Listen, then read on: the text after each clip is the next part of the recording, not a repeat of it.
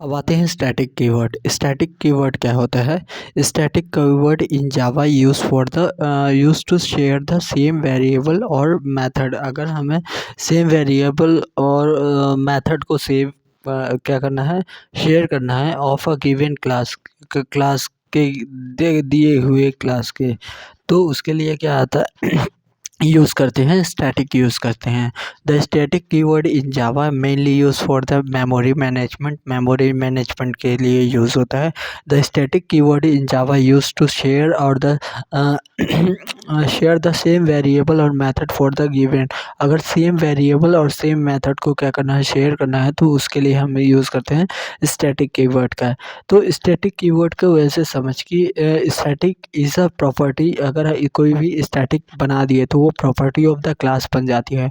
अगर स्टैटिक नहीं बनाया है तो नॉन स्टैटिक जो होता है वो स्टैटिक ऑफ द ऑब्जेक्ट बनती है। सपोज़ कोई स्टूडेंट है, उसका नेम है, रोल नंबर है, मार्क्स है, परसेंटेज, एक स्टूडेंट के ये सारी प्रॉपर्टी होंगी। बट हर उसको स्टूडेंट S1 S2 S3 सारे का क्या एक होगा प्रॉपर्टी, क्या स्कूल स्कूल जो होगी वो तीनों की सेम होगी। तो यहाँ स्कूल को क्या बनाएंगे, स्टैटिक बनाएंगे और बाकी सबको क्या बनाएंगे, नॉन स्टैटिक बनाएंगे। तो इस तरह से स्टैटिक और नॉन स्टैटिक क्या कर सकते हैं, बना सकते हैं।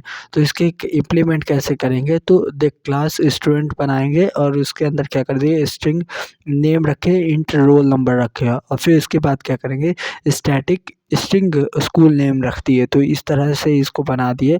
और अब गेटर सेटर बनाएंगे। तो बताया था सेटर वॉइड टाइप का होता है। Void set name string name डाले, this dot name equal to name कर दिया, और स्ट्रिंग डॉट गेट नेम से फैच कर दिया, रिटर्न कर दिया दिस डॉट नेम। ठीक है, इस तरह से फैच कर लिए। तो जब हम स्टूडेंट बनाएंगे S1, तो student S1 equal to new student है, और S1 डॉट स्कूल नेम क्या कर दिए, इन्फेंट कॉलमेंट हाई स्कूल कर दी है। ठीक, इन्फेंट कॉलमेंट हाई स्कूल कर दी है। अब जब S2 डॉट स्कूल S2 का ऑब्जेक्ट बना के S2 डॉट स्कूल करेंगे तो सेम यही चीज़ नहीं मिलेगी, क्योंकि ये शेयर वेरिएबल का है।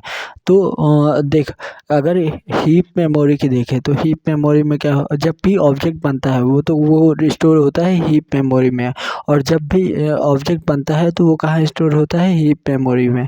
और जब कोई भी स्टैटिक डेटा बनता है वो एक वेरिएबल में स्टोर होता है, और हर वेरिएबल उसी को पॉइंट करते हैं, रेफरेंस वेरिएबल उसी को पॉइंट करते हैं। ठीक, और अगर मुझे क्या करना है, कोई अब देख, किसी भी वेरिएबल को इनिशियलाइज़ करना होता था तो मैं क्या करता था, कंस्ट्रक्टर का यूज़ कर लेता था।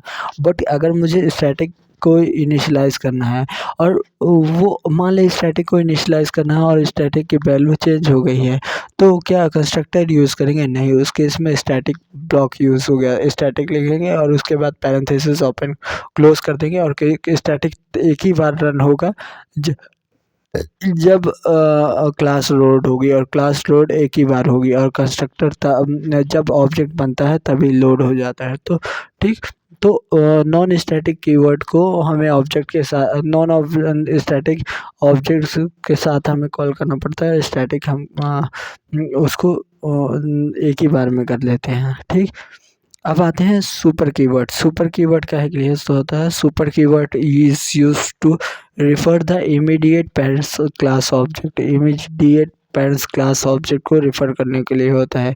ये यूज़ की इसलिए use to parents property, parents के फंक्शन को, पेरेंट्स के कंस्ट्रक्टर को यूज़ कर एक्सेस कर सकते हैं इससे। ये क्या होता है, first line of the constructor.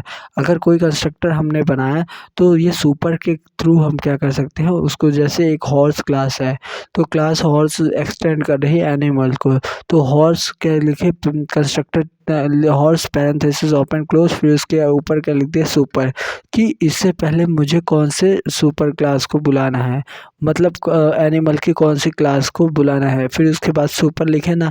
अगर एनिमल के अंदर बहुत सारे कंस्ट्रक्टर होता तो शुरू सुपर के अंदर पैरामीटर भी दे के पास कर सकते थे इसके अंदर।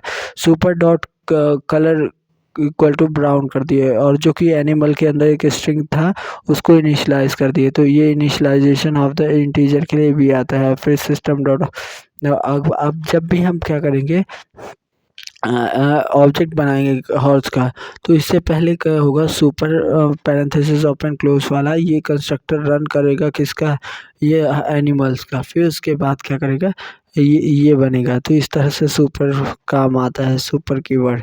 तो super keyword is use to refer to immediate parents class object. ये किस लिए होता है, to access the parents property, to access the parents function and to access the parents constructor, इन सब के लिए यूज़ आता है।